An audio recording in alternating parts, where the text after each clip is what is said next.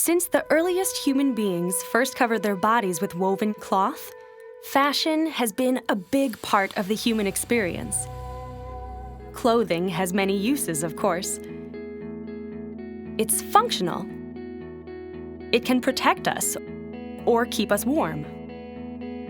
Sometimes our jobs require us to dress a certain way. But what most often determines the way people dress today is self-expression. Our clothing tends to tell the world exactly who we think we are. And our self-expression has seemed to take some pretty interesting turns over the last 3,000 years. What's fashionable is often determined by the people we look up to. Royalty, the wealthy, celebrities, and musicians.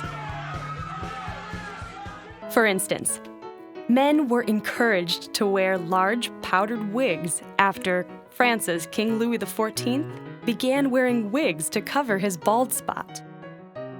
And the crazy, over-the-top looks of the early 17th century were inspired by the extravagant fashions of Queen Elizabeth herself.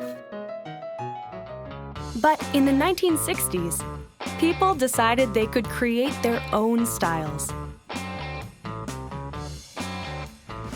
And ever since, what's been one of the biggest influences on fashion is youth culture.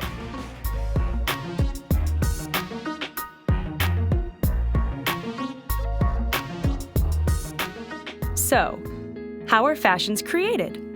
Who decides what is classic and what is out of style?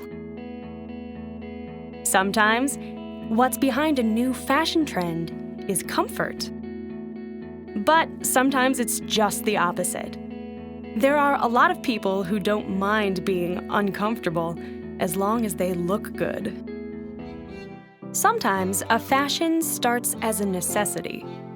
In the 14th century, people started wearing very tall shoes to try to avoid stepping in the mud and animal waste that covered the streets. Some shoes were as high as 30 inches. You know what these shoes eventually turned into? High heels. That heavy eye makeup the Egyptians wore?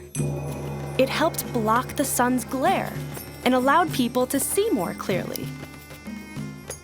Sometimes fashions have been about making things bigger or smaller. Yikes.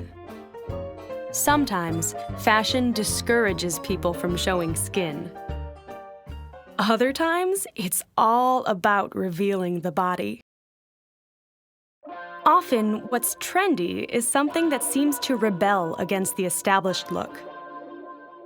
Sloppy looks will follow an elegant trend.